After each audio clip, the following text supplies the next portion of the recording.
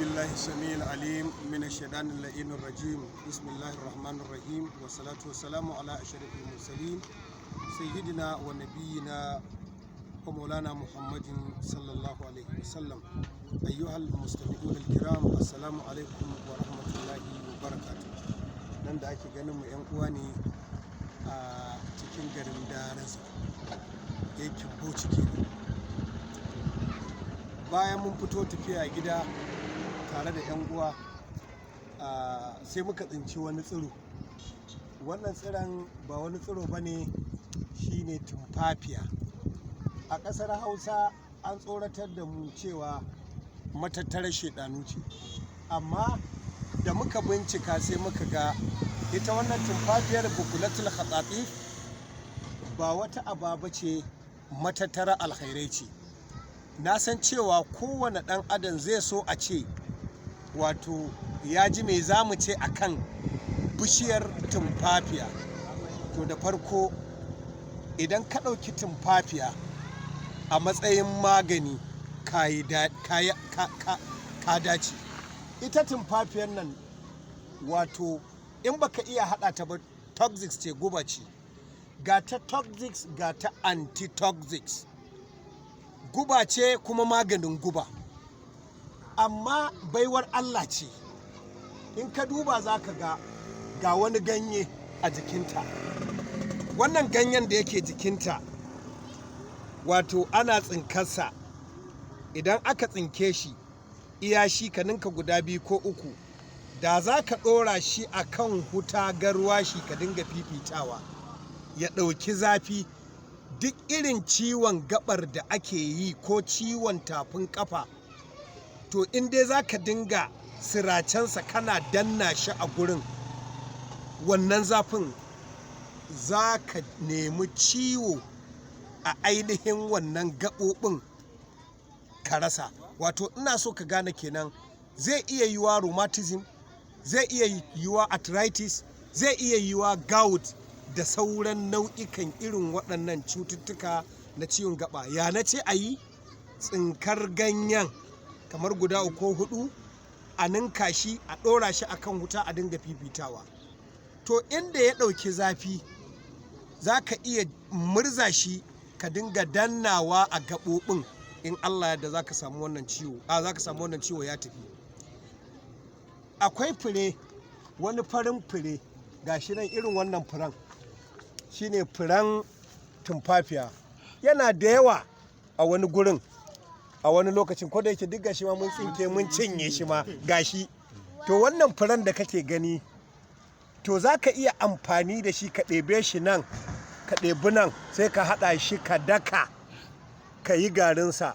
To da za a dinga shan girgijin babban cokali wannan garin, kai kana sha, to da matarka tana da wani ciwo a jikinta mummuna ba za ka ɗauke shi ba. Zai baka kariya dangane da biran ɗaukar cututtuka. Haka ita ma da za ta dinga sha a nono ƙaramin cokali ko girgijin babban cokali, to insha Allahu za a samu kariya. Duk cutar da take jikin mijinta ba za ta iya ɗauka ba. Haka kuma idan ka duba akwai wani abu kamar bal ɗan tumfafiyar. Kaga wannan ɗan tumfafiyar, wato a jikinsa idan ka ɓara akwai wannan abin da ake kira barkonan tsohuwa, to cire shi ake yi. Idan aka cire shi gashi sai ka zubar da shi. Shi ma yana da amfani, amma an ka cire shi ɗan haka za ka bar shi, sai ka shanya wannan ɗan ya bushe, sai a daka garinsa. Ba a sha shi. Da za a sha shi in amai ya ƙi fitowa, to amayau ne. Kada shan ƙaramin cokali ka sha ruwa, yanzu za ka yi amai. To wannan aman da ake yi shi yasa ba ma so a sha. To in aka niƙa shi fodarsa, abin da ake shaƙarsa ake shaƙe. Akwai mummunan shaƙe, akwai kyakkyawan shaƙe. To wannan shine kyakkyawan shaƙe.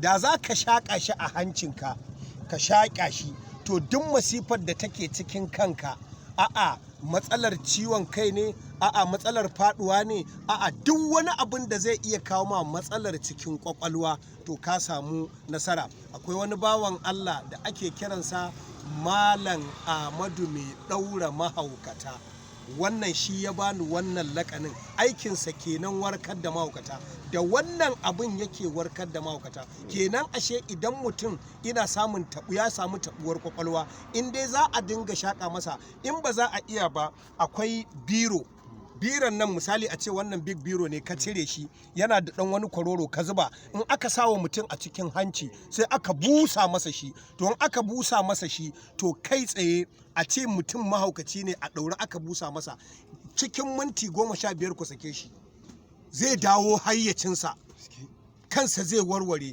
Don haka shi kuma wannan icen da ka gan shi ana busar da shi, in aka busar da shi ko kuma a sassaki wannan gashi jikinta a sassake shi gashi, idan aka sassake shi shi kuma abin da ake yi masa zuba shi ake a garwashi ko a balli icenta, gashi icenta ana iya ɗora shi akan huta.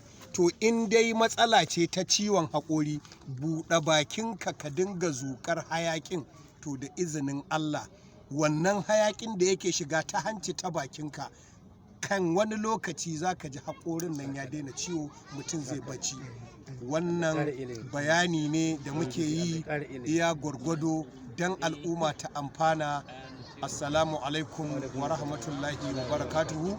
Sunana Nura Salihu Adam, wanda ake wa laƙabi da Salihannur. 08033765825 08033765825. Salamu alaikum wa rahmatullahi wa barakatuhu.